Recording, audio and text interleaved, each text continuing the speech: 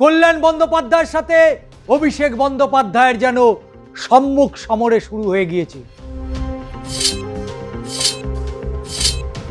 ছাড়াশি চাপে পড়েছেন কি অভিষেক বন্দ্যোপাধ্যায়? সিআইডি রিপোর্ট দিয়ে জানাবে না তো অভিষেক বন্দ্যোপাধ্যায় তদন্তে কোনো সহযোগিতা করেনি? রেজলিউশন সংক্রান্ত বেশ কিছু নথি নিয়ে রবিবার ফের হাজিরা দিতে বলা হয়েছে অভিষেককে। নমস্কার, আমি ষষ্ঠী চট্টোপাধ্যায়। শুরু করছি দাদা দিদির রাজনীতি। কল্যাণ বন্দ্যোপাধ্যায়ের সাথে অভিষেক বন্দ্যোপাধ্যায়ের যেন সম্মুখ সমরে শুরু হয়ে গিয়েছে। এ যেন রণক্ষেত্র হচ্ছে, যদিও সেই রণক্ষেত্রে কোনো অস্ত্র নেই, শুধু সেই অস্ত্র হচ্ছে মুখের বুলি। অভিষেক বন্দ্যোপাধ্যায় কেন তাকে এইভাবে হেয় করলেন? 40 বছরের তার প্র্যাকটিস কলকাতা হাইকোর্টে, এই রকম একটা বর্ষিয়ান আইনজীবী, বর্ষিয়ান সাংসদের সাথে কেন এমন ব্যবহার করলেন? অবশ্যই কল্যাণ বন্দ্যোপাধ্যায় খারাপ লেগেছে, কল্যাণ বন্দ্যোপাধ্যায় প্রতিবাদ করেছে, কিন্তু সংবাদ মাধ্যম কিন্তু বিষয়টাকে আরো তাতাচ্ছে, আরো বাজার গরম করছে।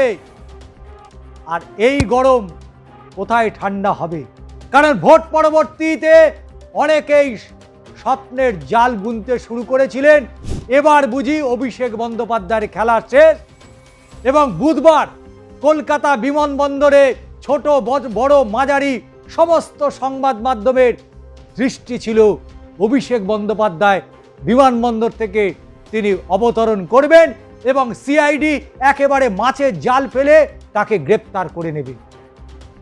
রাজনীতির খেলা জানে অভিষেক বন্দ্যোপাধ্যায়। তাই বৃহস্পতিবার কলকাতা হাইকোর্টের নির্দেশ পাওয়ার 2 ঘন্টার মধ্যেই পৌঁছে গিয়েছিল সিআইডি ভবানী ভবনে। কলকাতা হাইকোর্ট তাকে রক্ষা কবচ দিয়েছে 21 দিনের। তবে সেই 21 দিনের মধ্যে তিনি নিরাপদ নাকি তিনি গ্রেপ্তার হতে পারেন। 5 ঘন্টা ধরে চলেছিল তাকে জেরা পর্ব। কি জানিয়েছিলেন অভিষেক বন্দ্যোপাধ্যায়? সেই জেরার মুখে পরে সিআইডি রিপোর্ট দিয়ে জানাবে। সিআইডি রিপোর্ট দিয়ে জানাবে না তো অভিষেক বন্দ্যোপাধ্যায় তদন্তে কোনো সহযোগিতা করেনি? তাই তাকে হেফাজতে নিয়ে জিজ্ঞাসাবাদের প্রয়োজন রয়েছে। ওদিকে আবার একজন শুধু নয়, বেশ কয়েকজন এফআইআর করেছে তার বিরুদ্ধে। তাদের মধ্যে অন্যতম দক্ষিণ 24 পরগনায়, এবং সর্বোপরি রবীন্দ্রসঙ্গীত এবং ডিজে বাজানো হবে তা নিয়েও এফআইআর হয়েছে এবং তার বিরুদ্ধে করা হয়েছে একের পর এক এফআইআর। সিআইডি ভবানী ভবন থেকে বেরিয়ে কালীঘাটে মমতা বন্দ্যোপাধ্যায়ের বাড়িতে পৌঁছে যান অভিষেক বন্দ্যোপাধ্যায়। রাত তখন অনেকটা। যে সময় তিনি বেরিয়েছিলেন সেই সময় তিনি নাকি মুখ ঢেকে চোরের মতো পালিয়ে গিয়েছিলেন, এমনটাই অনেকে বলছেন। তবে সব প্রশ্নের জবাব জানি না। সিআইডি জেরায় নাকি মেজাজ হারিয়েছিলেন অভিষেক, মমতার বাড়ি থেকে বেরোলেন তবে মুখ লুকিয়ে। রেজলিউশন সংক্রান্ত বেশ কিছু নথি নিয়ে রবিবার ফের হাজিরা দিতে বলা হয়েছে অভিষেককে। অনেকেই আবার স্বপ্নের জাল বুনছে, রবিবার গারদে পুড়ে দেবে না তো অভিষেককে। পুলিশের তরফ থেকে মামলার সমস্ত তথ্য তুলে দেওয়া হয়েছে রাজ্য গোয়েন্দা শাখার তদন্তকারীদের হাতে। এই সংক্রান্ত ফেসবুক ভিডিওর লিঙ্ক সবই সংগ্রহ করা হয়েছে। ফল ঘোষণার পর রবীন্দ্রসঙ্গীতের পাশাপাশি ডিজে বাজানো হবে, এই অভিযোগেও এফআইআর হয়েছে অনেক আগেই। নির্বাচন প্রচার চলাকালীন একাধিক সভা থেকে এই মন্তব্য করেছিলেন তৃণমূলের সর্বভারতীয় সাধারণ সম্পাদক অভিষেক বন্দ্যোপাধ্যায়। তাই সেই ঘটনায় দায়ের হয়েছিল এফআইআর। তাতে আরও চাপে পড়েছেন। এ যেন মনে হচ্ছে সাঁড়াশি চাপে অভিষেক। একদিকে বিধানসভার সই জালিয়াতি মামলার পাশাপাশি এই মামলাগুলো গেল রাজ্য গোয়েন্দা সংস্থা সিআইডি ভবানী ভবনের হাতে। এদিকে বৃহস্পতিবার বিধায়কদের সই জালিয়াতি মামলায় সিআইডি তদন্তকারীদের জিজ্ঞাসাবাদের মুখোমুখি হয়েছিলেন ডায়মন্ড হারবারের সাংসদ অভিষেক বন্দ্যোপাধ্যায়। বিষয়টা কোথাও যেন একটা গোলমেলে দেখতে পাওয়া যাচ্ছে। তবে সূত্র মারফত যেটা জানা গিয়েছে, পুলিশের তরফ থেকে মামলার সমস্ত তথ্য ইতিমধ্যেই আপনারা জানেন। তদন্ত যখন এক্সচেঞ্জ হয়, হাত বদল হয়, তখন সমস্ত নথি তুলে দিতে হয় আপার এন্ডে যারা থাকে সেই সমস্ত তদন্তকারী আধিকারিকদের হাতে। যদি মামলার তদন্তভার থাকে সিআইডির হাতে এবং আদালত যদি নির্দেশ দেয় সিবিআই তদন্তের, তাহলে সিআইডিকে সেই মামলার সমস্ত নথি তুলে দিতে হয় সিবিআইকে। তাই সাঁড়াশি চাপে পড়েছেন কি অভিষেক বন্দ্যোপাধ্যায়? কেন্দ্রীয় স্বরাষ্ট্রমন্ত্রী অমিত শাহের বিরুদ্ধে মন্তব্য এবং ডিজে মন্তব্যের বিরুদ্ধে বাগুইহাটির বাসিন্দা রাজীব সরকার আগেই একটা এফআইআর ঠুকে দিয়েছিলেন। তবে বিধাননগর সাইবার ক্রাইম থানার সেই অভিযোগ ইতিমধ্যেই কিন্তু কলকাতা হাইকোর্টে সেই মামলা পৌঁছে গিয়েছে। পুলিশ তদন্ত শুরু করেছে। এবার তদন্ত সরাসরি সিআইডির হাতে। ওদিকে সই জালিয়াতি, এদিকে ডিজে, এদিকে হচ্ছে স্বরাষ্ট্রমন্ত্রীকে উদ্দেশ্য করে মন্তব্য। কিন্তু শেষ পর্যন্ত তাহলে অভিষেকের ভবিষ্যৎ কি? অভিষেক বন্দ্যোপাধ্যায়ের ভবিষ্যৎ কি? অনেকেই নজর রেখেছিলেন গতকাল কলকাতা হাইকোর্টের দিকে। বিচারপতি কৌশিক চন্দ্রের এজলাসে যখন মামলার শুনানি পর্ব চলছিল, সেখানে অনেকগুলো প্রশ্ন উঠে এসেছিল, যে প্রশ্নগুলো অবশ্যই তুলতে হয়।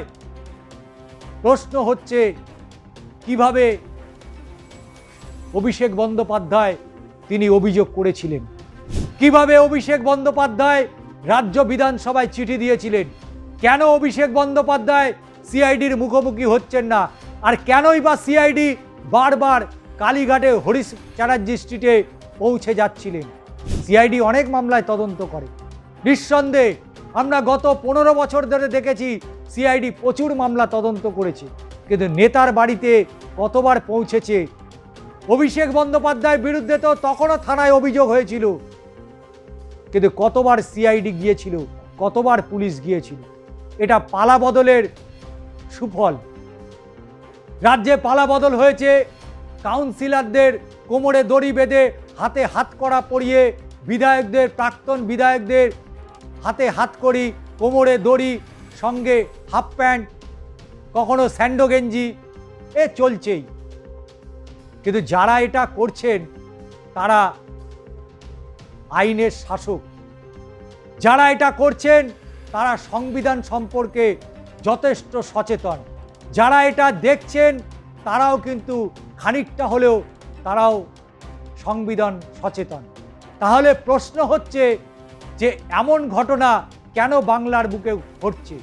অবশ্যই কেউ যদি অভিযোগ করেন সেই অভিযোগে পুলিশ তদন্ত করবে। তিনি যদি অভিযোগ প্রমাণিত হন তাহলে অবশ্যই আইন তাকে 2 বছর 5 বছর যাবজ্জীবন ফাঁসি পর্যন্ত দিতে পারে। এটা ভারতবর্ষের গণতান্ত্রিক ব্যবস্থা, ভারতবর্ষের বিচার ব্যবস্থার মধ্যে দিয়েই আমরা এগিয়ে চলেছি। কিন্তু সেই বিচার ব্যবস্থা, সেই আইনি ব্যবস্থার মধ্যে একদিকে কখনো দেখা যাচ্ছে কোনো কাউন্সিলরকে পুলিশের সামনেই ডিম ছোড়া হচ্ছে, পুলিশকে তিনি অনুরোধ করছেন কিন্তু পুলিশ তাকে গাড়ি থেকে নামিয়ে দিচ্ছে। তাহলে দুই পক্ষই ডিম খাচ্ছে, কিন্তু প্রশ্ন সেখানে নয়। প্রশ্ন হচ্ছে সংবিধানটা কতটা মেনে চলছে।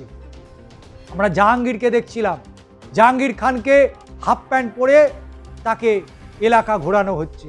আমরা দমদমে দেখেছিলাম, অবশ্যই সেই কাউন্সিলরের বিরুদ্ধে তোলাবাজি শুধু নয়, অনেক অভিযোগ রয়েছে তার বিরুদ্ধে, তাকেও হাতে হাতকড়ি পরিয়ে এলাকা ঘোরাচ্ছে। কতদিন আগেই দেখছিলাম একজন কাউন্সিলরকে স্যান্ডো গেঞ্জি পরিয়ে সারা এলাকা ঘোরানো হচ্ছে হাফ প্যান্ট পরিয়ে। আবার কোনো এক কাউন্সিলরকে তার বাড়িতে পুলিশ পৌঁছে গেল, তার সাথে বিজেপির কর্মী সমর্থকরা পৌঁছে গেল এবং তার বাড়িতে সেই বাড়ির মহিলা, সেই নেতার মেয়ে, কাউকেই হেনস্থা করতে ছাড়া হয়নি। কিন্তু এটাই কি ভারতবর্ষের আইনি ব্যবস্থা? পশ্চিমবঙ্গে অবশ্যই অনেক ঘটনা ঘটেছে, সাইবাড়ির মতো ঘটনা ঘটেছে, নন্দীগ্রামের মতো ঘটনা, নেতাইয়ের মতো ঘটনা, বকটুয়ের মতো ঘটনা, কামদুনির মতো ঘটনা, আরজিকরের মতো ঘটনা, অনেক ঘটনাই ঘটেছে। কিন্তু এই যে নতুন ট্রিটমেন্ট শুরু হয়েছে, এই ট্রিটমেন্টটা এখানেই শেষ হবে না, নিশ্চিত করে শেষ হবে না। কিন্তু আইন আছে, আইন আছে। আইন যারা নাড়াঘাটা করে তারা প্রত্যেকেই জানে যেটা করা হচ্ছে এটা একেবারেই সংবিধান এবং আইন বিরুদ্ধ কাজ হচ্ছে। কাকে দেখানোর জন্য এটা করছে সেটা জানা নেই, তবে কারোর কাছে নাম্বার পাওয়ার জন্য, কারোর কাছে তো ভালো হওয়ার জন্যই এই ধরনের কাজ চলছে। তবে বিচার ব্যবস্থার উপরে আমাদের আস্থা রয়েছে। অবশ্যই যদি অভিষেক বন্দ্যোপাধ্যায় তিনি দোষী সাব্যস্ত হন, তার গারদে অবশ্যই যাওয়ার দরকার আছে। তিনি যদি অন্যায় করে থাকেন, অবশ্যই সেই অন্যায়ের জন্য তাকে সাজা পেতে হবে। কিন্তু অযথা যারা হয়রানি করার চেষ্টা করছে, কেউ ডাঙায় বসে জল মাপছেন, তারাও কিন্তু তালিকাতে রয়েছেন। তাই তৃণমূল কংগ্রেসের কিছু কিছু নেতা, কিছু কিছু বিধায়ক, কিছু কিছু সাংসদ পচা ডিম যাতে তাদের খেতে না হয়, তাই আগে ভাগেই কিন্তু পাটা বাড়িয়ে রেখেছে এবং তালিকা যে তৈরি হয়েছে সেই তালিকায় নিজের নামটাও লিখে দিয়েছে। সেটা লোকসভার সাংসদ হতে পারে, রাজ্য বিধানসভার বিধায়ক হতে পারে। তো দর্শক বন্ধু, আজকের ভিডিওটি আপনাদের কেমন লাগলো অবশ্যই জানাবেন এবং চ্যানেলটিকে সাবস্ক্রাইব করবেন।